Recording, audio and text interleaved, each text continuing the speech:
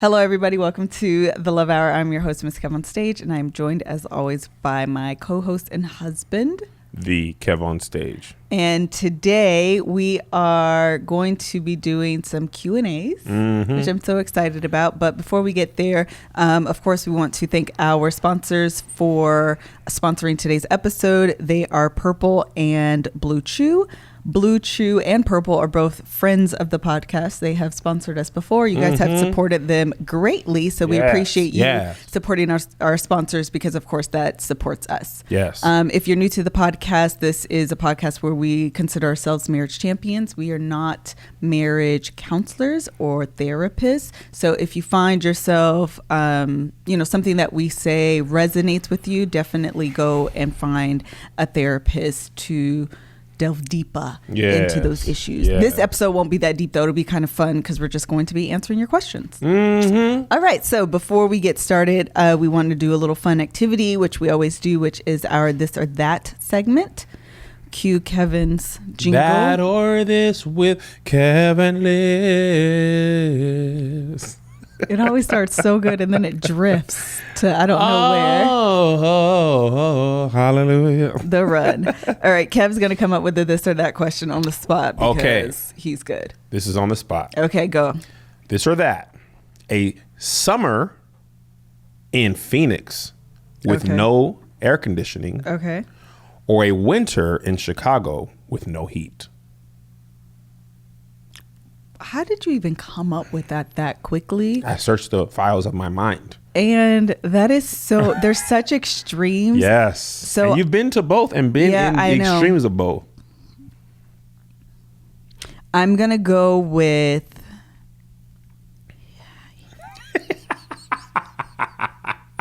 Because I was going to say something and then I changed my mind. You said, okay, so let me ask a clarifying question. Clarifying question. Okay. Yes, you can have sex in either place. Okay. Is the AC or heat off only in my home? Everywhere. Everywhere I go, there's no car, relief. no business. There's no AC. And in Chicago, nowhere you go, you can get heat. So I think I would rather spend. Okay, is it record-breaking heat and record-breaking climate control? Well, I'm going to die either way. 114 degrees in Phoenix, which is a temperature that I've experienced in Phoenix outside. I was as black as that hoodie. Or negative 25 wind chill in Chicago. Okay, but you're not going to have that wind chill inside of your house. But it's going to be blowing out there like, come outside, cuz. Okay, so I think my final answer is going to be Chicago. A winter in Chicago? Because you can put on layers. There's only so many layers you can put on. There's only so far naked you can go. And but at least you'll be like, whoa, I'm naked. No, but then you're still going to be hot. 114 degrees there's no escape. If you continue to put on layers, you can like build up heat. True.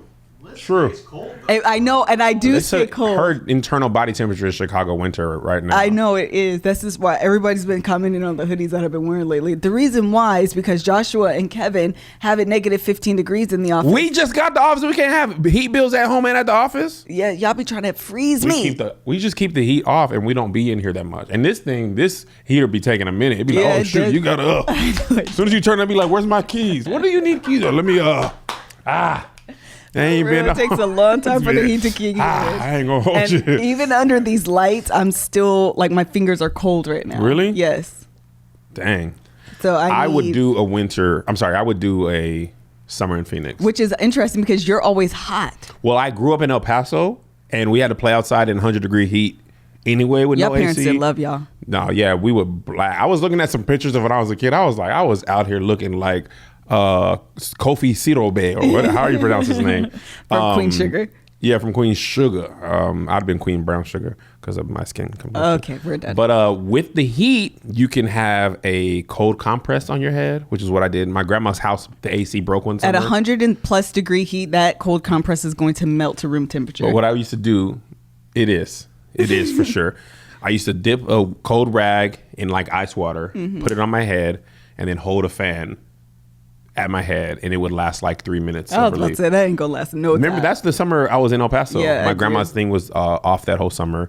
You can swim in pools that are cold. And but in that hot heat too, the pool is going to be warmer. No, pools be cold. Pools be cold. Okay. They be cold. Okay. Anytime you jump in, they be cold. And shaded areas. Still gonna be You can hot. find shade. But I feel like if you have to go outside, I'd rather find shade and heat than there's no warmth outside. I'm not going outside in cold You or have to. heat. You got to work. No. That wasn't part of the example. I just added it. So yes, that's what you would do. Okay. Chicago. You got Chicago. Joshua, what would you do? We're asking because he has a mic, you guys. Just for this episode. Just for this episode. Yeah, just for this one. What would you do? If I had to pick, I like the cold, but I think I would do a summer in Phoenix. This is so interesting. I'd be in the pool. He'd be golfing. He likes golfing. I love it.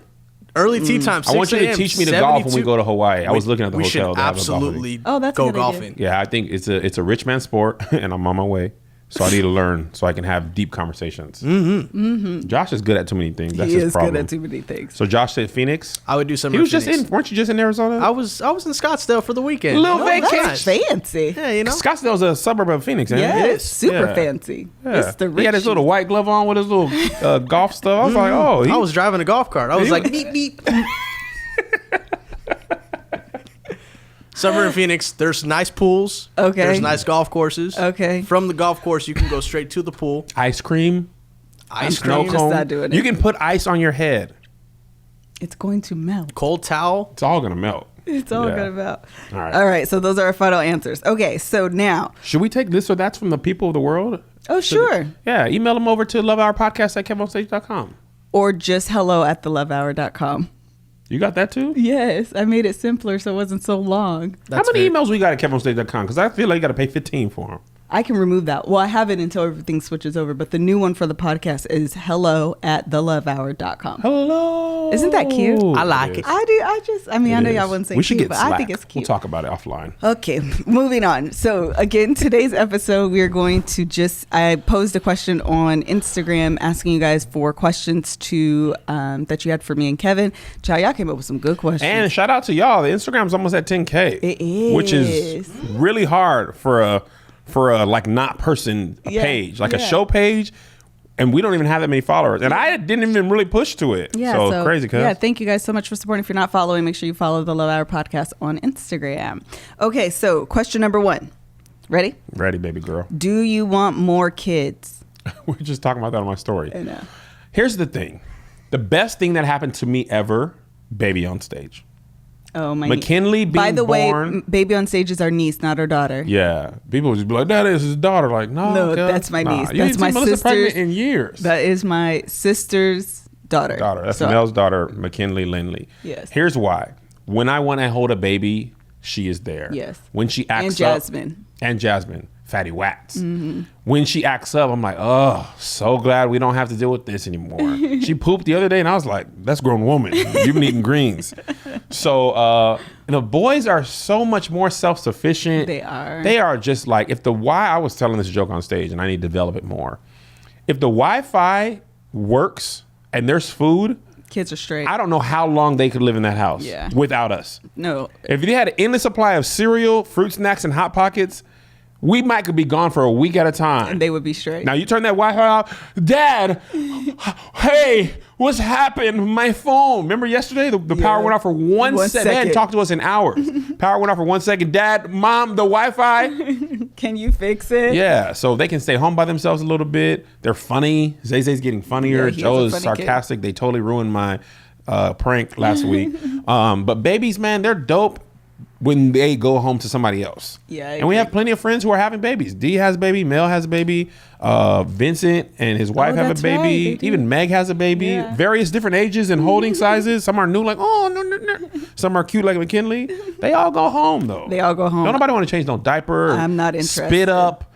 Or people don't. The boys are so easy to find people to watch them. Yes. Like when we have to go out of town or we have an event at night, it's like, bro, they don't do nothing. Yeah. They just eat and go in their room. So babies are like, people are like, they're cute, but They're a lot of work.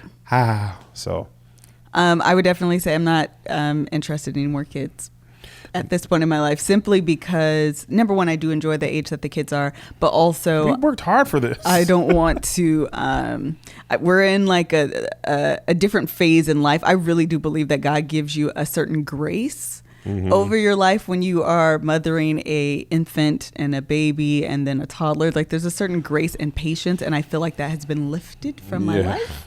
So I'm not interested. When the boys were little and we were just like changing diapers, it like sometimes it felt like it's just boom, you don't even smell the poop that much, and then you're like burping them. It's amazing how quickly you get used to not sleeping when you first have a baby. But then when you're out of that to go back, you'd be like, how did I even do this? That's the grace. With two, we had two under 2. Yes. We had a 2 and a Joe 1 month. Luckily, I remember when Joe was born, we were like, all right, potty trained for you, big guy. Yeah. Was Zay potty trained already? No, by the end of maternity leave, he was though. 6 weeks. Yeah. Black families. The next kid born, you got to get that first one got to be potty. Even if you have twins, whoever's first, you got to be potty trained by the time that second baby comes out. That's you real feel life. me? You hear me? What I said. All right, next question. Okay. What's the most annoying thing Kev does? What is the most romantic thing that he does? Wow. Okay. The most annoying thing Kev does? Yes. Who says I'm annoying? So the most annoying thing that Kevin does is he's working on this, but he never takes what I say the first time around. Y'all gonna bring up my past. And it is the most annoying thing ever because I will say something and I don't know, he is telling me it's the additional validation from someone else that makes it register, but then he doesn't give me the original credit for it. He gives like whoever like co-signed what I said the credit for it, and so that's super irritating. Super irritating. It's funny, that happened to me with Doughboy. I've been telling him how to make his rap videos. He didn't listen. Or he said he was listening or whatever. But anyway, he saw somebody else do it. He was like, man, Kev, you know what I could do? I could do my rap videos just like that. And I called you. I was like, this is what it's like. So I am working on that. He is working on it. And you got to admit, some of the things I've taken first time No. this year I said has you're been part working of my on it. No, growth you're pattern. doing better. I'm going to give you the credit for doing better. Okay. So next question. The most romantic thing that Kevin does is that Kevin is far more romantic than I am, I would say. Thank you. Would you agree? Yes. Yes. He's just like, hey, make me a hot bowl of porridge and I'll be fine. I am pretty low maintenance. You're eating the food off the Matrix. Kevin, so what happens is that a lot of times for like fancy things, Kevin will lie and he tells the public, this is for my wife. Melissa wants this. I want to do this. It's all lies. They're all lies from the pit of hell. Wow. Kevin wants all the fancy things. However, I was just telling him the other day that they're always so nice and over the top, and I never want them. But when we're like experiencing them, I'm always so like grateful and appreciative because I would not have done those things on my own. Mm-hmm. So any number of things, whether it's a like dinner surprise or this actually just came up. I went to a This Is Us event over the weekend. Speaking of which, after that episode drops, I want to do a podcast episode about it. Okay. But I couldn't go last year, and he bought Hamilton tickets and, just made a thing about it. And I don't know. They're always like thoughtful, like romantic and thoughtful. So, yeah. Okay. Next question. With Liz's list, will there be more interactions about books and other recommendations? Absolutely. I'm currently working on that as we speak. Stay tuned. I'm running thin, y'all, on my time. And so trying to manage a bunch of different things I just don't have the time. So I am putting some things in place to make that a thing. Mm-hmm. As a virgin, were you nervous about your first time? No,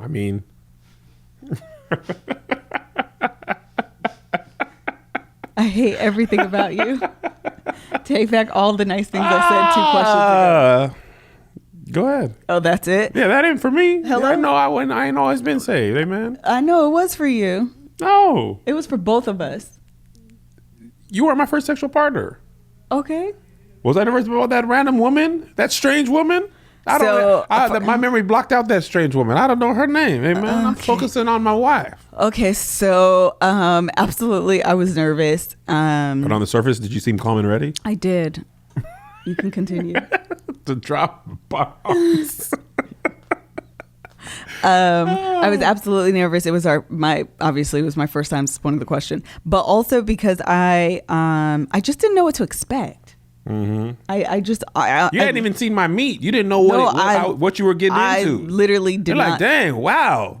That's a penis. Yeah. Like you hadn't even watched the porn. You had never seen a penis. I never saw any of the things, do any of the things. What was the first thing you saw when you saw a penis? Like my penis, were you like, dang, that's a penis? Why are you asking me specific questions you know I'm not going to remember the answers to?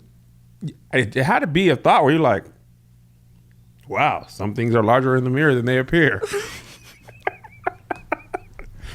Okay. That's crazy though, because I feel like most people who have sex, if they haven't had sex, they've done something. You know what I mean? Like they've seen porn. Like for you, it was a lot more than just the sex. It was another naked body. You don't think they're, what are you saying? I'm saying other people who, their first time having sex, they've seen a porn. They might have seen someone naked. Like you didn't even see no penises in movies. You think that's not an uncommon experience?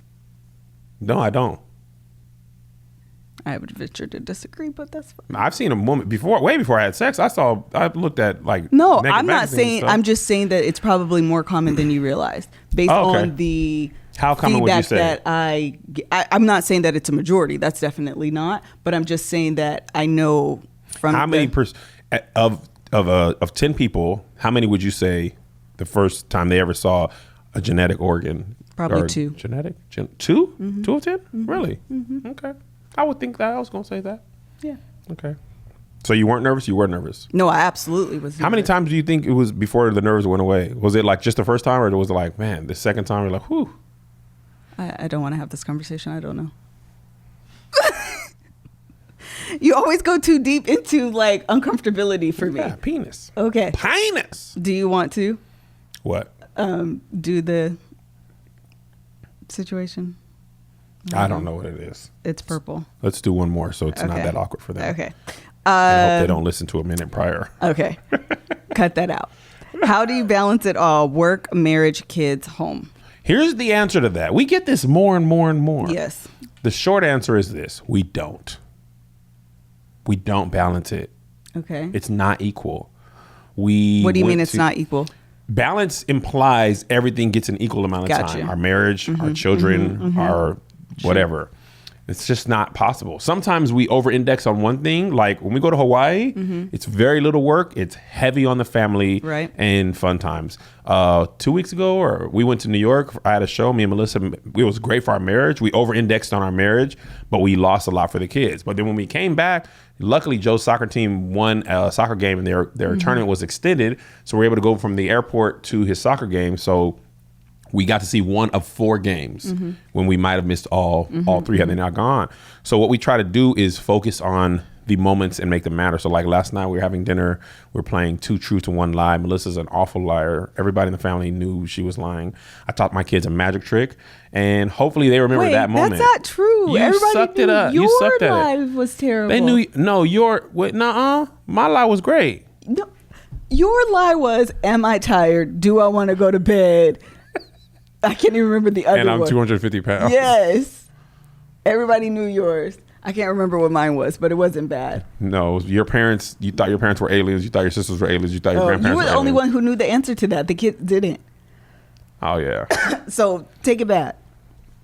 It's taken back. Okay, then go ahead.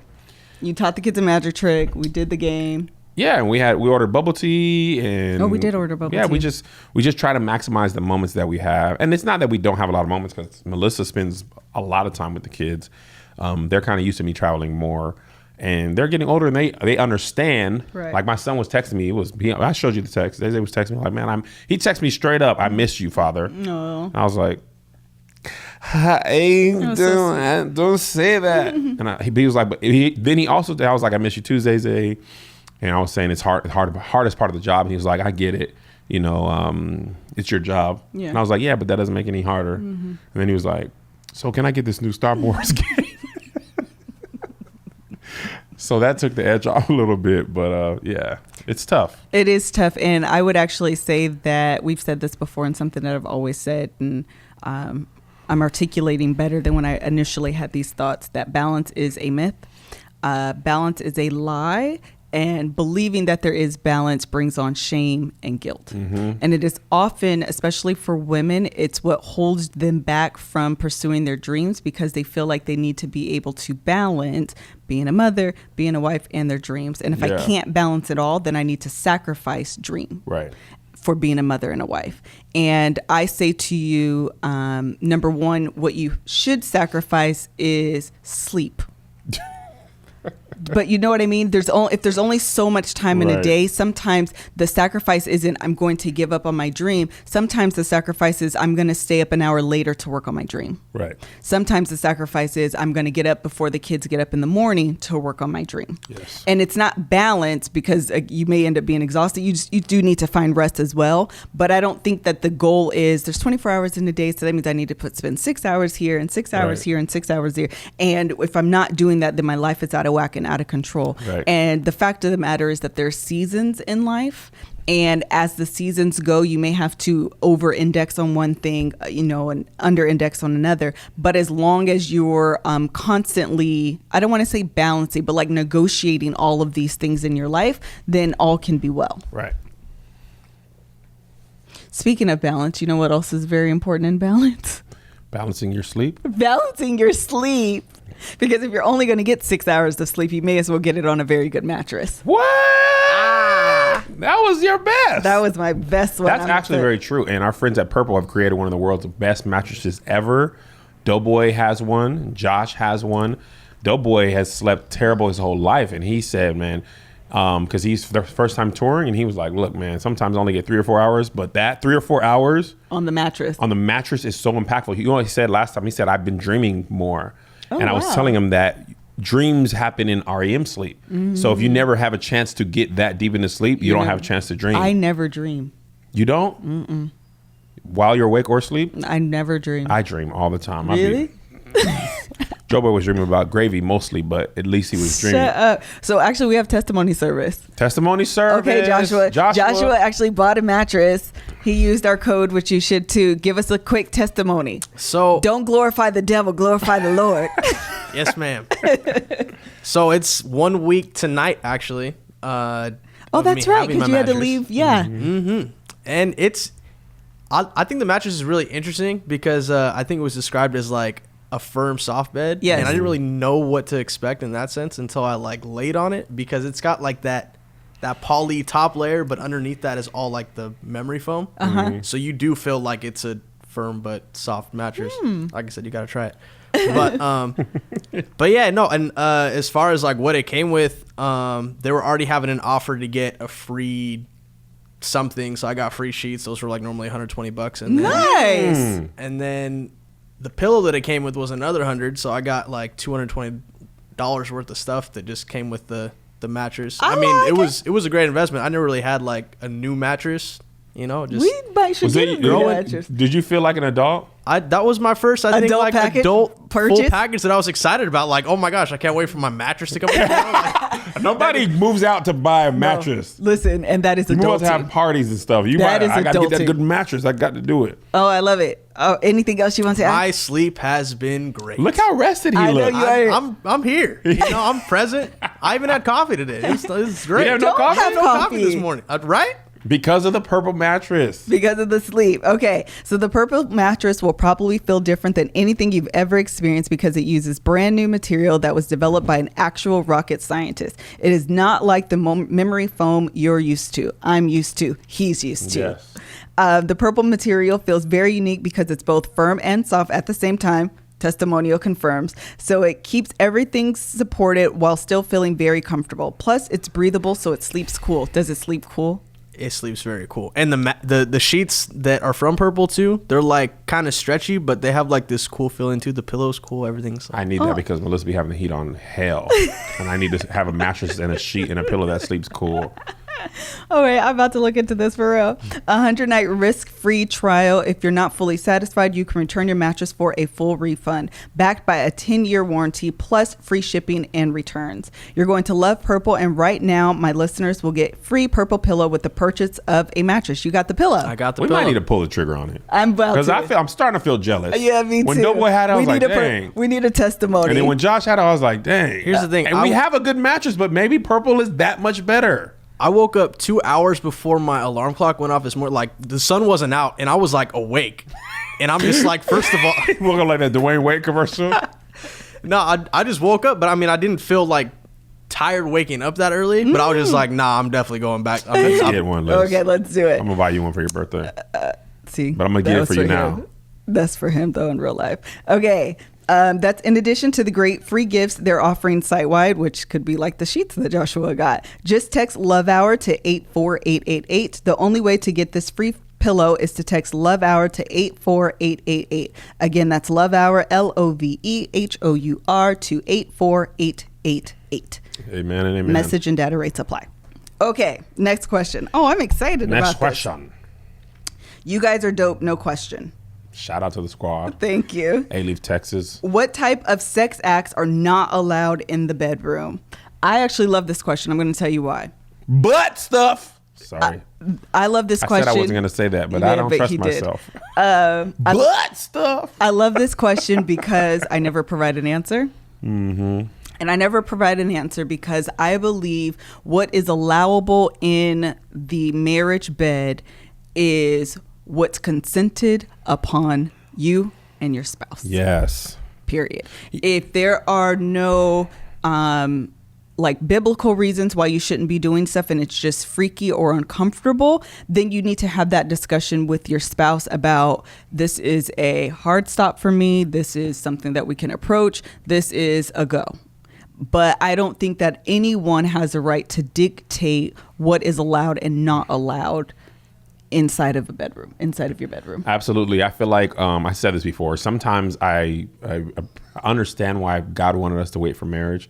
And I think one of the reasons, this is unsubstantiated by biblical reasons, just Kevin thinking. It's so that you can build a sexual life with that person and grow it together. One thing that I regret from having sex before marriage is I had some experiences that were not Melissa, and I was putting those thoughts on her, like, oh, hopefully she does this, like, oh, girl did, that type of stuff. And I had to kind of erase all that stuff. I actually did some of that work, like, man, that was old stuff. We off that type of thing now. And I think sometimes, I'm not saying this is why this person asked that question, but I think sometimes people ask that question so they can be like, oh, see, they do this. Yeah. And I don't think that's the point of it, because we're not in your bedroom and you're not in our bedroom. So your sexual comfort has a lot to do with your personality, Absolutely. Who you are, how you feel about your spouse, how you feel about yourself. And so there's no blanket term or a blanket thing. Remember, some people in church was like, this is no joke. When I was coming up, people were like, anything other than missionary is not of the Lord. Oh, the doggy style is bestiality.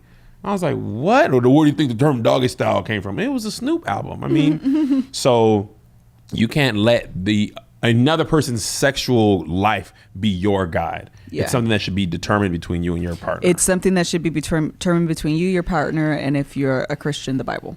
So use the Bible as your framework, and then everything else I feel like is negotiable. Yeah. It's a conversation between you and your spouse. And that's not to say, so this is the thing though.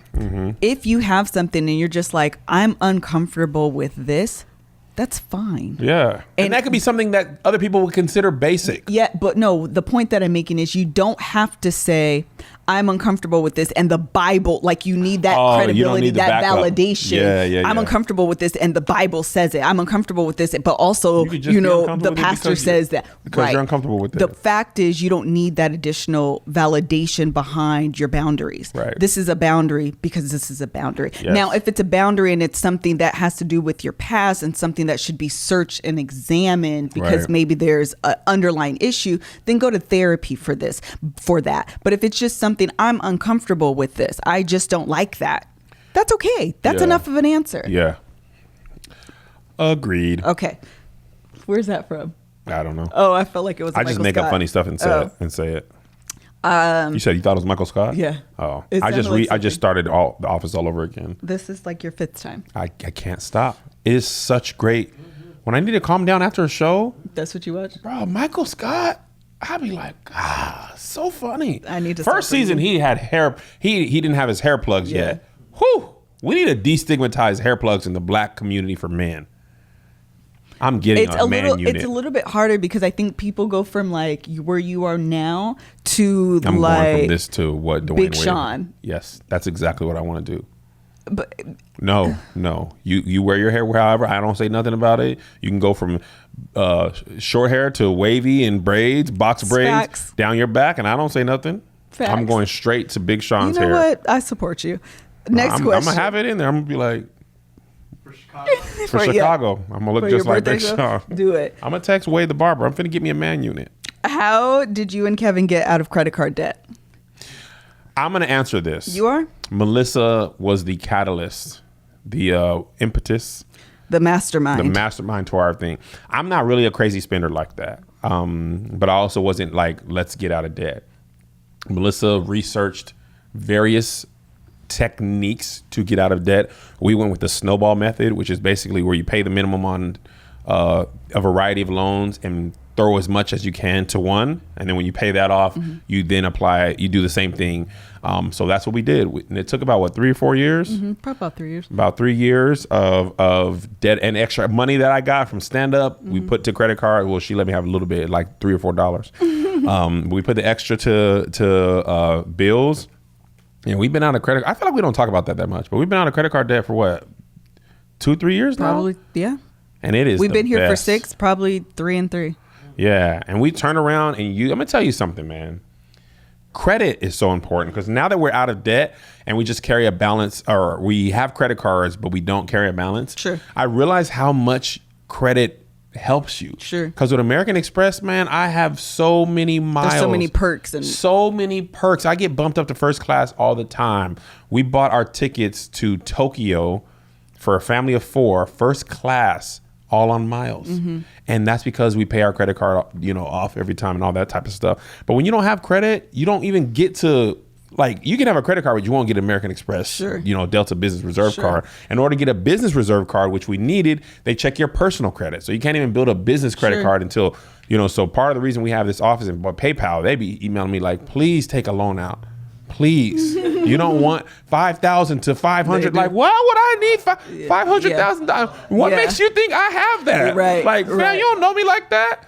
So, and also part of the reason we can vacation the way I want to is because we don't carry credit card debt. Melissa never could fully appreciate the vacations. I couldn't. When we had debt. She's like, yeah, I mean, it's cool, but could have been putting it on the credit card. Could have been putting it on the credit card. So now that that's paid off and I just be paying for the hotel, she'd be like, okay. And one more thing. We talked to our accountant and I'm so glad. Shout out to Josh. He hooked us up with a new accountant. And this man is my best friend. So I was talking to him about my ideas about vacation and spending and write-offs. And he was like, vacation? You guys don't take vacations. When you and your wife leave, you took a board retreat. And I was like, you're right.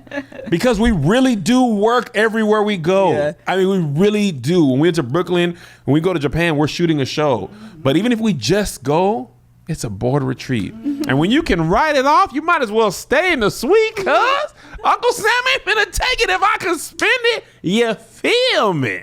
So the question is, how did we get out of credit card debt? I already said the snowball thing. So it was the snowball effect. Did you explain it? Yeah, you pay your credit card off and you went all around the mulberry bush. Okay. How do you deal with a controlling mother-in-law? Is this for me to answer? I love you, Mom. The first step. So I have to say this, though. I can't remember if I was listening to a podcast or if we had a guest on, and they were saying that whoever is the blood relation to the mother has to be the sword, and the spouse, the in-law spouse, has to be the shield. So you need to be the sword? So if it's my mom, I have to be the sword. You have to be the shield. Yeah. And if it's your mom, you have to be the sword. I have to be the shield. Yeah. Meaning you're less likely to enter into conflict and you're more likely to enter into forgiveness with your blood than you are with the spouse. Yes. So it's the responsibility, or it should be the responsibility of the blood related spouse to handle, check, and create the boundary for their mother, their father, their brother, their sister, whoever, their grandmother, whoever is interfering with their relationship. Yes. So in my case, the first step was to have a great relationship with a mother. I wouldn't even say your mom was controlling. No. I feel like sometimes early in our marriage, she could be invasive. Yes. Melissa and I were very young when we got married. So we didn't have, like, usually you transition from college and then you're older. And so your parents have naturally, like, took their hands off. You literally moved out of your parents' house into marriage. My penthouse. So... we were living in living below the ground, SquarePants. We were living underground. We went downstairs in a pineapple under the sea. And when you open the window, it's the dirt And like, literally it was trash. his couch that was so terrible. It had no cushion because it had pineapples on it. It was super comfortable though. It wasn't even yellow. It was like a gold, beige, dirty It yellow. was super ugly, but it was super comfortable. It wasn't comfortable. So the problem with comfort... It wasn't comfortable? No, I'm going to tell you. It wasn't a purple mattress, but it was comfortable. Come back. Kevin believes that comfort is when a couch is old and broken in. And there's a point that a couch goes from new and stiff to comfortable to now it's old and sunken in and should go in the garbage. That couch was old and sunken in and should have. It was literally the sunken place. Anyway, dispute me. One time, Melissa's mom, and this was very, like, maybe 6 weeks into our marriage. Melissa's mom had foster kids, so she was like, "Hey, I need you guys to watch this kid." Watch him. And I was like, "Nah." And she was like, I don't remember why. She had to do something. No. Why did we say no? Because I just didn't want her to be able to say yes. We had nothing to do that night. Okay. And I was just like, no, because if we say yes, then she's going to be like, and I needed it on this night and that night. So I was like, nope, we're not doing that. And Melissa backed me up. It did. She was like, Kev said we can't do it. We're not going to be able to do it. Go ahead. No. Go ahead. And your mom was a little upset. She's not happy. A little upset. Don't ask me for nothing. I ain't going to give you nothing. I always take care of my daughter, but you, I don't like you. I don't want you. You're a liar and you a cheat, and I don't want you. But then, like, after a month or two, she came back and apologized. She definitely got over it. She was like, Kevin, you are right. You are the man of the house. It was not my place. Melissa's mom loves me. Yes, I am her favorite son-in-law. It's not even close. Greg, take a hike. Sean, take a hike. I've been there for the longest. She loves me.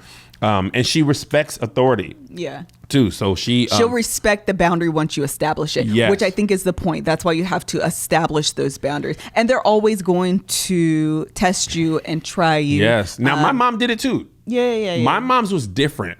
Melissa's mom was overt. My mom is like a guilt trip slanderer. Shade. And she wanted us to come. This was when they always want us to go on vacation. Vacation to visit them for the holidays. When ain't nobody got vacation money for 4 people. Too small. This is just when JoJo was at pay for his airfare age. So it was flight for 4 from Seattle to Fayetteville. And that was like $3,000, $4,000. We're like, fam, we cannot afford that. That's just the travel. And honestly, that is actually a learning lesson. Just real quick, I'm going to time you out and just land on that playing field. Because a lot of times what happens in couples is that we allow that guilt trip to send us into debt. Yes. So my parents struggle with that. So your family is, we need to spend Christmas together. I haven't seen you all year. We need to spend Thanksgiving together. I haven't seen you all year. And you like, okay, I ain't got no money, but and even if you had done so well, if you spend $3,000-$4,000, you could undo all the work you did all year. If you go put that right back on the credit card, you just wasted all that hard work. And so even during, just going back really quickly to when we were getting out of debt, I was like, and actually just posted this on my Instagram, that there were opportunities to go on vacation. I have one specific example. A group of my friends went to Essence Fest. I don't know if you remember this one. And it was a few years ago when we were trying to do our debt snowball, and they had asked me to go. And these are like my girls. And I was like, I cannot go because we're trying to do this debt snowball thing, and this is going to put me behind. And when I tell you, it hurt my feelings to have to say no, but I understood, the bigger purpose. Then you had to watch them have fun because they still win. Child, Instagram was They're like, popping. I ain't gonna hold y'all. We going. Having a fantastic time. Instagram's popping. Stories is popping. I don't care about none of your posts. Don't Facebook Throwback Thursday to nothing. Thursday. Don't do none of the things. Don't remember this memory. The point is that it takes commitment. So again, two sides of what I'm saying. First side is the credit card point, that it takes commitment and you are going to have to make sacrifices. Yeah. One of the things we didn't say that actually helped me when we were doing the credit card thing is I like to see my goals like visually, and then I like check marks. I'm like a check mark person. And so what I did was I downloaded the Snowball debt app, and every time I would pay off a bill or I would even make a payment, it would like amortize, this is how long you have had, this is how much you've paid, this is your next milestone. And it would like get me so excited. because I was able to like visually like, that's done. Check. Yeah. This is what I'm working toward next. And it keeps me on track. So when a distraction comes or like, do you want to go to Essence? I can't, because if I do, this is how it impacts my timeline. If I'm supposed to get, paid off in December and I go on this trip, it's going to delay me till February, which delays my whole plan by this line. And I don't want to do that. I'm trying to be done in 36 months or whatever it is. That's the first thing. The second thing is, if you're doing like a debt payoff plan or whatever it is, your kids, whatever it is, and your parents or whoever is trying to invade that boundary, you have to do your job to establish it, because people do respect boundaries. Yeah. But you have to establish them so they're like, this is a no-go for them. I can't test them in this way because they've already established that this ain't gonna fly with them. Agree with all the words that came out of your mouth. Okay. Do you have more words to say? No. Okay. Next question. We have so many questions and we're like 40 minutes in. We're not going to finish all of these. We are not going to. No, we're not. What platforms are the podcasts on? YouTube, Facebook. YouTube comments are messed up right now. I don't know why I'm fighting with Thank YouTube. you for bringing that up. I appreciate and I thank all of you for sending me emails and links and articles on like how to reestablish your YouTube comments. It's not working. Well, the thing is, it's not a traditional YouTube It's thing. not, and that's what I was about to say. YouTube this had isn't a traditional YouTube situation. Yeah. This is much higher. YouTube had some fiasco with pedophiles and the Momo challenge and PewDiePie. I was about to say Mamba. You know what happened when the guy said subscribe to PewDiePie before that attack? That's when the comment thing came back up. So some channels have been identified as high risk incorrectly, and their comments are completely disabled. So my channel was identified as high risk to minors somehow. I'm like, cuz I don't even cuss on my channel. Yeah. So I'm fighting or working with YouTube on a resolution to that. But anyway, it's on Facebook, YouTube. It's on Spotify, Apple Podcasts. Yeah, it's supposed to be on Stitcher and Google Play, but I don't know if a lot of our users use that because nobody ever says it's on. Let me tell you, I didn't realize Apple how many and people Spotify, when it doesn't come up on Spotify, I get hate mail. I mean, my DMs are lit. Spotify or nothing, cuz. Yeah, it could be my whatever. DMs stay lit. So there is something, there's like a delay, it seems to be with Spotify. So we always post on Spotify. It's just not always up immediately. Yeah, we post it at the same time. It's how the Spotify and Apple Podcast sweep for your RSS feed. That time is different based on the platform. Okay, next question. Where is Melissa on her sexuality journey? What advice do you have for women? Yeah, right. That was a good question. Everybody's like, that was a good question. I thought it was a good follow-up, so I included it. Although y'all had really good questions. So where am I on my sexuality journey? First of all, journey is a great word because it's still a journey. I am, to be super churchy, not where I was, but not where I want to be. I've made a lot of progress, but there is still a long road ahead. There are definitely some things that I am, going back to the comment or the question we had earlier, some things that I still have to like search within myself to find the root of. Searched all over. There are some things that I realized that's probably just a hard no for me. And I'm coming to those conclusions. Oh, you're coming to some conclusions. Oh, right. All I did is repeat what you said. Emphasize a certain word. We're all adults here. Oh, right. Hey, man. There are some things that I know I'm just uncomfortable with. And then there are some things that I have to question why I'm uncomfortable. So it's a journey. It's something that I'm still working on. But I'll tell you what, if you want to have a good time between you and your spouse, you should try Blue Chew. Woo! You in your bag today, girl. I didn't even see it coming. I looked at you for the like. I know. That was good. Thank you. I'm trying. Blue Chew is impressive. You know what I thought about too? And Blue Chew fits right into this. We were talking about taking the stigma out of sex in February. And I think that's what a lot of the issues with sex are. It's like you're ashamed about stuff that you shouldn't be ashamed about. Yes. So I was reading this tweet, and we'll talk about this another time. And I'll bring this around to Blue Chew. When we first were married, I attributed being wet to what I did. I've got to do something to make her wet. If she's not wet, it's not my fault. So then I actually did some research, or it is my fault. I did some research about it, and there's more physiology that has to go into being wet than just like stimulation, where hormones, time of the month, after you have kids, your body produces age, all that stuff. So I was like, oh, it ain't me. It ain't always me. So lube ain't my problem. So it's the same thing with male enhancement. That's a physiological thing. That's one thing that you can't control, and it doesn't have to be something you're ashamed of. So because we keep it a thou wow with y'all, I use Blue Chew, amen. And it was a blessing to me and my ministry. I have not suffered from erectile dysfunction. Amen. I'm just thanking God that everything has worked when it's needed to work. And I believe God that some of my dysfunction is being erect when I don't need it to be. Like, hey, man, I just need a pee right now. What's up? It's 6 a.m. I hate you. But as far as like the bedtime. But however, the thing that I like about Blue Chew, it's not just for that. And absolutely. It's for if you just want enhancement. If you were a little sluggish, like I be traveling and God has blessed us. Mondays has been my day of Melissa's always been understanding. I've been on the road, and when I come home Monday, I literally she's been able to bless me in certain ways. I say, oh, baby, I've been on that long road making that money, and I ain't seen the touch of a woman. I'm falling apart. But I also don't have as much energy on Mondays as I need. So Blue Chew, it comes and makes me strong where I was weak. And I say, hey, whoa, my goodness. Hello. And it don't take no long time to get going. You know, one time we was at Valentine's Day, man, and God was doing a new thing over there at the what hotel did we stay at? The Waldorf Astoria, Beverly Hills. Pulled up, you feel me? And that Blue Chew, man, I popped it in and I was like a gummy bear bouncing through the air and everywhere. So it don't take no whole bunch of time. You don't have to plan it out. You have a certain age to even know that theme song. You don't have to plan it out 8 to 10 hours. Like, okay, we're going to plan out, have sex, hopefully around 10. Like, it allows for you to have the spontaneity that you need to enjoy your sexual life and prowess. So Blue Chew is definitely a friend of the podcast and a listener favorite, because I definitely stay with testimonials in my inbox. So right now we've got a special offer from our for our listeners. Visit bluechew.com and get your first shipment free.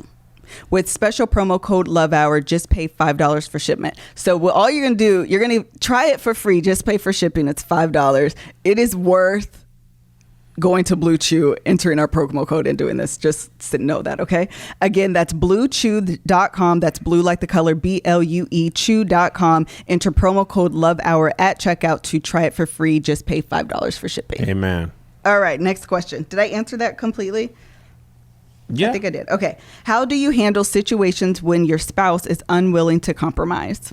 Situations will arise.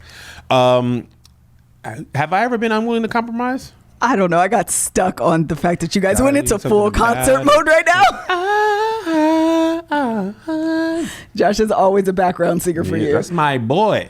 Okay, so unwilling to compromise. So I think you have to... no, I don't think we've ever been unwilling to compromise. But how would you? I feel like the first thing you have to know is a compromise. The best definition I've heard about it is a good compromise means both sides are a little unhappy. Mm-hmm. I think when people use compromise, we really mean I want you to come around to the way I think. Which is this episode of This Is Us. Kev, it is so It's about good. Beth and your boy. It's Beth-centric. That's what they call it. What's Sterling's character? Randall. They are Beth-centric episodes that they've been having lately, and this one specifically. Hold on. Okay. That is low and loud. Man. That sounds like a military helicopter. That don't sound like a police. Apache. Yeah. Oh, okay. Black Hawk Down. Black Hawk Down was the movie. Black Hawks are a helicopter. Okay. Saving Private Ryan. We used to sell parts on the Black Hawk. Okay, everybody's been in the military. Okay, go. I did work for Boeing, but that's not Boeing. That's Northrop Grumman. Yeah, I work for Boeing right now. Things ain't going well. Facts. Not to the max. I was on the military side, not the commercial. Amen. Go. What? Compromise. Compromise. You You were saying really. something about Oh, it. okay. So on the Beth Centric episodes, hands are one of cold. the things that they are talking about, and I hope that this, I'm going to give. Oh, it went out. We need to send it back to Amazon. Yeah, we do. We paid too much for that thing to not be working. Yeah. So one of the things that's happening is that Randall is the dreamer. So he's done all of these career changes, all of these things. And one of the things that she said, so good. And I was like, we need to talk about this because this is the dreamer planner type situation. She said, our relationship only works when I bend. And I was like, whoa, wait, hold on. Wait a minute. Because a lot of times it was so good because then from his perspective, he's like, I'm not signing up for this revisionist history that you're giving where you just lay down and let me bulldoze over your dreams. And I was like, oh, that's what he came back with? And I was like, wait, I'm still not ready. I'm not recovered all the way. Randall. Man, it was so good. But the point that they were, and it's interesting to see a scene where two people can be so right and still be wrong. Yes. And that's what that was. And so, and trying to get back to this compromise, but a lot of times what we do is we compromise or we think we're compromising, but what we're actually doing is either accommodating or sacrificing. Yep. But if I don't have that conversation with my spouse, they're unaware Right. that I'm considering this a concession, an accommodation, a bend. Yes. And so they think we're doing this together. We've reached a decision together and we're moving forward together. And we agreed. Yeah. Even That's if I happened with did, us yes. before. And I know I was watching that and I was like, oh, Beth, I am you. Oh, Randall, you are Kevin. And that's what happens in relationships. Again, going back to this, my favorite definition of a contract is the coming together of the minds, and not at the high level, it's in the details. Yes. And so we think we've reached an agreement because we've both decided, just as an example, we're moving to California, but we haven't decided or discussed the details in which made this decision come to life. Yep. And therefore we have a different understanding of them. And then when we do have that conversation, we realize we're on two totally opposite sides of the spectrum. Amen. So in order to compromise, I think you have to figure out, number one, a lot of times it's fear. If I'm not willing to come to the table, it's because I'm afraid of something. I don't trust this plan. I don't believe you know what you're doing. I don't believe we're talking this through. I am afraid of the future. There's some sort of fear there. So we need to discuss those fears and then address them. And once you can do that together, I believe you can reach compromise. Right. But a lot of times all you hear is, I don't want to. And I don't want to either. Did I make sense? Okay, good. What have I taught you in the years you've been married, and what have you taught me in the years that we've been married? I thought that was such an insightful question. What have you taught me? Dang. I'm going to answer because I had an opportunity to look at it. Yeah. Okay, I saw the question when they posted it, and then when I was writing the stuff, I was like, "Oh yeah, I do like that question. I'm going to include it." I was doing this total name. I was talking to Shari and I was like doing that voice and she responded back to me in the same voice and I just fell out laughing. It's the funniest voice. It was the funniest. It's the here eat salad voice. It is. It's I like just, salad. it is so funny. Yum, yum, it's so good. Very much. Look at the salad. It's good. Okay. So what have you taught me? This is kind of an obvious answer, but I'm going to allow it to be. You have taught me the power of believing and betting on myself. You're welcome. In the world that I envisioned as a young child up until like 4 years ago, maybe even a year ago, I never imagined my life to be where it is today. Ever. The thought of, I keep wanting to say betting on black, but the thought of betting on myself, the thought of believing and not believing in myself, believing in myself enough to make a business is what I mean. I would have, and I've said this before as well, I said this actually on Facebook, I would have taught marriage enrichment at my local church forever. And I would have been happy doing that simply because I enjoy it so much. Like, there is just a genuine love that I have for relationships and, you know, that kind of thing. But the thought of turning it into more than just what I do once a month at my church into like what we are doing now, even if I had visions, and I did have visions of like, I want to do a conference. I envisioned a little bit different than what we're doing now, but I did want to do a conference, but it would have never been on, number one, as an entrepreneur. It would have been at my local church. It would have been like we did in Washington at Therms for 12 people on a random Thursday night or Friday night. And we had the greatest time of our lives. We did. Man. And that would have been more than okay with me. So you've taught me the power of believing in myself, betting on myself, entrepreneurship in a way that I would not have imagined on my own. Yes. You have taught me two things. One, even if you don't know how to throw it back early in your marriage, you can learn. And I've been amazed at your growth. I literally can't stand you. I'm so grateful for attention to detail, amen. We believe in God. The second thing, this might not be as beautiful as yours, but it's something I needed to learn. I don't know everything. Child, yes. I don't know everything. My way is not always the right way. You are mostly to almost always right. I'm not always right. Mostly, but when it comes to business, I feel like you have more business acumen than you realize. And like, so for example, I compliment your business acumen. Yeah. I would say that. So one of the projects that I'm working on, you found a way for us to do it without me having to leave, which is better for our family and probably better for the business overall. And it wouldn't have been the way that I did it. So one of the things we talked about earlier is me working on listening to you early and often. And I validated and valued that statement and sentiment early on. And it's proven to be right. When we moved here, not putting the house on foreclosure and how to do this and how to do the tour and how to promote the 10,000 seat Chicago show, like all that stuff is valuable. So it means I don't have to do it alone. I don't have to do everything. Just because that was the way I did it to get us here doesn't mean it's the way that I have to do it to get us where we're going now. Now, I've told you this whole year, the word of the Lord is scale for us. And sometimes you have to incur new expenses to scale. But if you do that right, your business grows. If you do it wrong, you're MC broke. Hammer.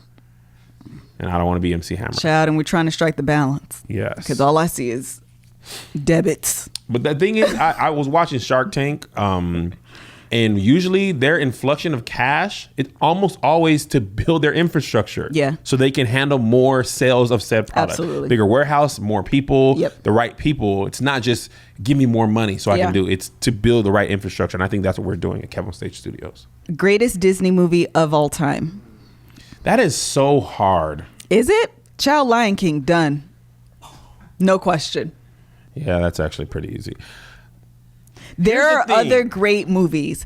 If we're talking top 5, I have plenty enough. I can name them. Lion King to me is the greatest movie of all time because greatest Disney movie. Disney movie. Thank you. Of all time, not movie. Greatest one Disney movie. One gotta go Simba, Mufasa, Sarabi, or Rafiki. Dang, that's hard. But the mama gotta go. Oh, you took out the black mom? She might gotta go. Hey, when she walked past them hyenas with her head held high, she did. She was like, "Ain't nobody worried about nothing." She did. I'm going back and forth with you hyenas. Well, Mufasa's going anyway. But listen. Wow. What? He is going anyway. He died. He did. But listen to me. It teaches kids about death. And that is such a hard thing to teach 7, 8, 9, 10-year-old children in a way that isn't scary. Yeah. Or condescending. And it doesn't minimize it. Like there is, and it teaches kids about choices and, there's consequences to your actions, but there's also forgiveness and there is redemption. Like there are huge life lessons. You may not get it at 7 years. I'm kissing my microphone. You may not understand or get it at 7 years old, but looking back on the movie as an adult, that's a heavy, deep movie.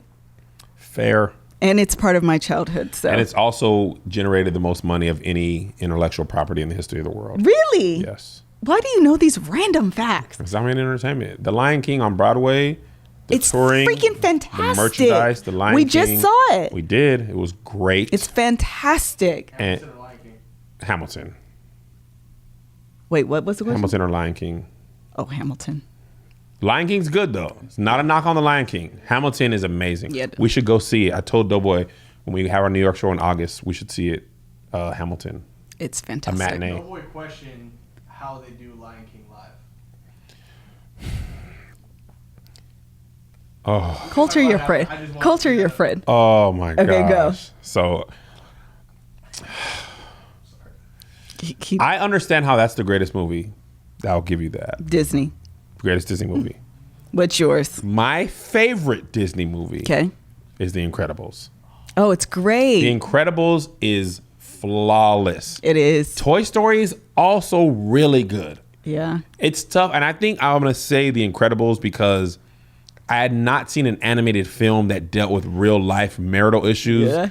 And I was like, dude, I'm Bob Parr. I want to do more. And my wife is like, no, work your little stupid job. And I want to be more. And he almost cheated on his wife. He did. They was going down that line. They did. So I was like, yo, this movie ain't really for kids like that.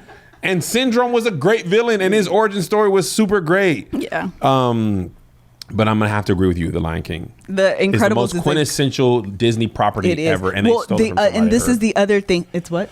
Stolen. There's another property called Koala or Akala or something that's literally the same story as The Lion King. But Disney did that. That's not new for them. The Cinderella, that's too that was bad. copyright stuff. I was going to say the other thing that the reason why I would edge out The Lion King over The Incredibles, because I actually do love The Incredibles, is that back in the day, Disney movies were about the songs. Yeah. There's no song in The Incredibles. Yeah. What? Da-da-da-da-da. What are the words?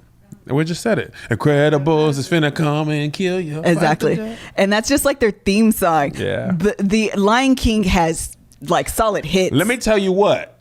My opinion, Be Prepared is the best song in The Lion King. It's so freaking great. It is the greatest. Teeth and Ambition are bared. Yes, it's great. Be Prepared. My favorite Lion King Yeah, you quote song. that all the time. Yes.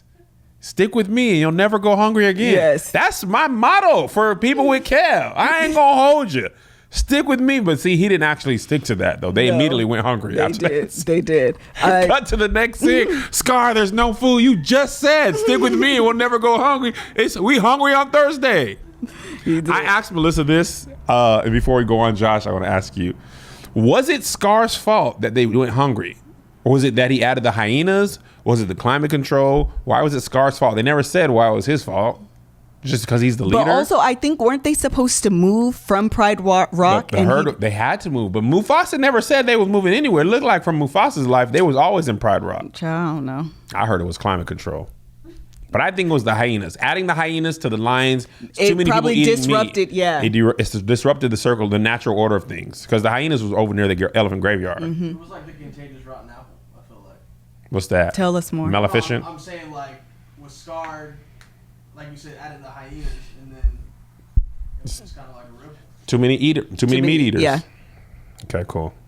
I mean, that's my opinion. It's my opinion. Okay, ready? Next question. Yes, girl. Do you feel like you have to dim your light to be submissive? Because I shine bright like a diamond. Hello? Yes, ma'am. I think that is okay. My answer is no.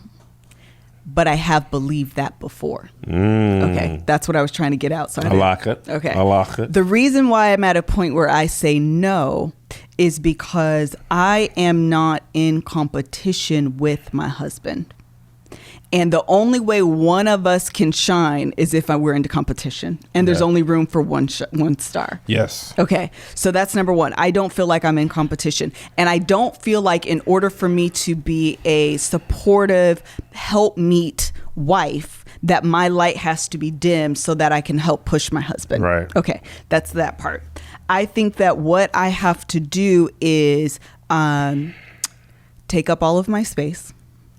not be afraid to be all of who I am, who God has called me to be, not be afraid to realize dreams and, manifest those things in reality, and not have the discussion come together with my husband and we both can shine.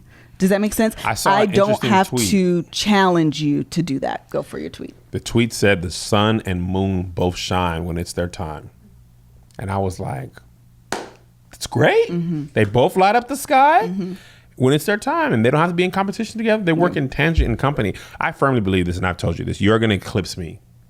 When you fully activate all your gifts, and remember in Into the Spider-Verse, when Miles really figured it out? Yeah. By the way, nominating that for best hero finds the confidence scene in a movie.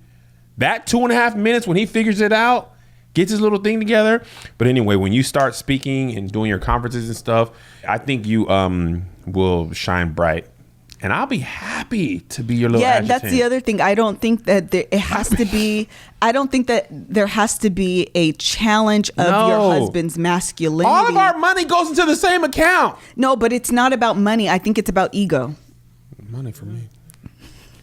I'm trying to get that bread, yeah. But I'm saying that the question isn't about money. The question is about ego. Yeah. That if I am not being submissive, or if I'm not, what did she say? If I'm not, do I have to dim my light in order to protect my husband's ego? Yes. And that's submission. And I just don't think that has to be the case. I think that they can work in tandem. I think that they can complement one another. And I don't think that it has to be me or you. No, it's me and you. Yes. Your mama and your cousins too. Amen. You know where that's from? I do. I was going to sing it, but I knew you were going to, so I didn't. You let my light shine. I did. That was a choice. Have y'all been to marriage counseling, or are you self-taught through experience? We have not been to specific Kevin and Melissa marriage counseling. We did a lot of marriage enrichment. And we classes. did premarital counseling before we were married. We did premarital counseling, PNC. With our pastor, not with a certified or licensed therapist. And since then, we have not. I do want to. I absolutely want to. Me too, because, I mean, sometimes, so tough. But most of the things that, all the things that we talk about are either A, through experience, or B, things that I'm just a junkie for this platform of information. So I listen to podcasts, I read books, I listen to podcasts. Like, that's literally, and then there's experiences. They're my own, like, personal revelations and just different things, but we've never gone to a counselor since premarital counseling. With that said, I'm going to say it now. If you need counseling, if you are searching and maybe questioning if you need counseling or want to go to a therapist, it is my strong recommendation that you do not go to your pastor, that you go to someone who is licensed. LMFT. They can be Christian. You can find a Christian alliance, marriage, and family therapist, but I do not believe that a non-licensed pastor should be your primary counselor. Thank you. I was thinking about how we got there as a community, and I think it's because before we didn't have access to those resources, and it was looked down upon. So all we had was the church and the pastor, and it served a time for when that's all we had. But now we have resources, and the stigma is out of it. Pastor, let him pastor you, or her pastor you, and teach about the Word of God and things like that. And let your counselor counsel. Same way you would not go to your pastor if you need a physical trainer. You're like, hey, man, I need you to train me. Like, bro, I'm the pastor. You need a chef. You need an accountant. Like, we try to make our pastor everything. Exactly. Let them be the specialist that they need to be. And that's not to say that your pastor doesn't have wisdom. No. I believe you can find wisdom and nuggets of truth and life experience in anyone, including your pastor.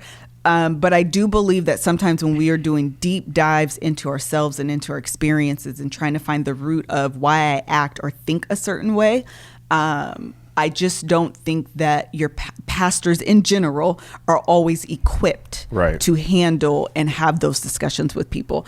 And then there's a lot of bias. If you go to my church every single Sunday, I see you every single Sunday, and let's say you have, it's you and your spouse are going to your pastor for marriage counseling, they're going to have a bias based off what they think is going on because they see you every Sunday. Yes. I see the way he acts. I see the way she acts. Or who they and like I know more. Who they like more. Who's more important to the ministry. Hello, let's hope they don't do that. But I mean, you never know. It's human nature. Sure, it is. If you are the worship leader and it's an important part, and your wife just comes to church or your husband just comes to church, if I'm the pastor, you might not, I'm not even saying it's on purpose. Subconsciously, you might lean towards the person who is more necessary to the ministry. These are people who are just human. Yeah. So that's my little tidbit. You didn't ask it, nobody, but I gave you a full answer.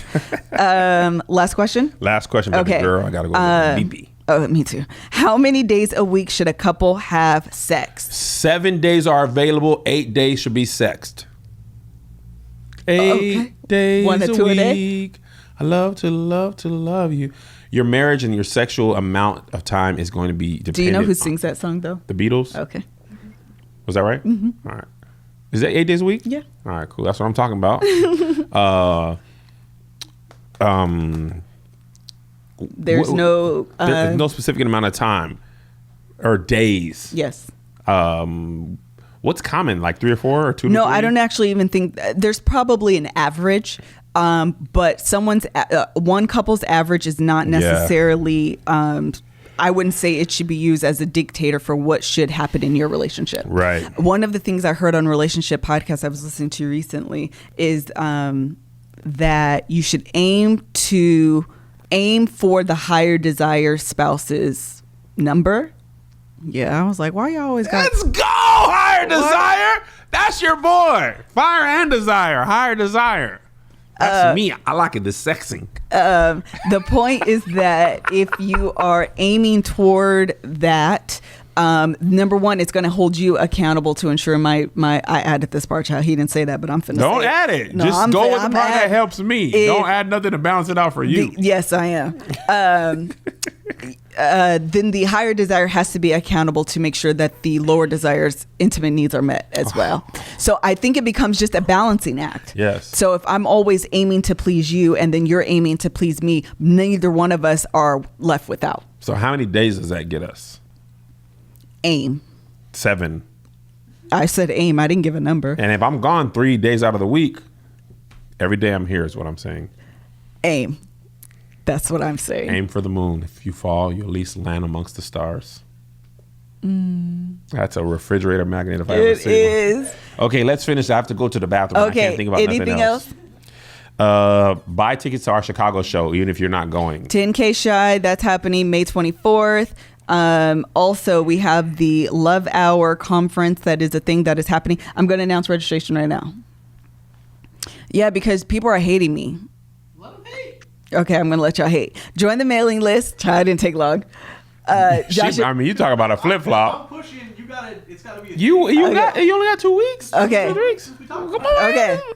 Finally, be on my side sometimes. I'm not gonna announce, but it is coming soon. That came out of nowhere. Like what? Because I was next time. Okay. I didn't take much convincing. But if you're interested in joining the mailing list, text LoveHour to 555-888. That's LoveHour, LOVHOUR, 555-888. I have not sent any correspondence. You have not missed the deadline. You have not missed the registration date. I am not going to spam you. I'm just collecting all of the information so that when registration get your money ready though, because once it drops, it's only 1,000 people can come. We have 3 million fans across platform. It's 3 million are his. No, you added 30,000 or something. Bless your heart. I'm at 50 now. Bless your widow baby forward. Yeah. But and that isn't to like create a frenzy. We only feel like we can handle 1,000 the first time. We want to make sure we get this right before we expand it. So get your money ready to at least do the deposit. We can't hold you. Once them spots are gone, they're gone. We're not going to be able to add with the venues. The way this works, you can't even add stuff later. So get your money ready. It'll be take some money out of your kids' college. It's fine. It won't be that expensive, but we are taking payment plans. It's going to be a phenomenal event. I'm already starting to get speakers confirmed. I'm getting artists confirmed. I'm like super, super excited about it. So again, that's 555-888. Text LoveHour. Follow me on social media. I'm at Miss Kev on Stage. Kev on Stage, cuz you know what it is. And follow the LoveHour at the LoveHour Podcast on Instagram and Facebook. And that is all the announcements that I have. See you next week, cuz I'll fire on you.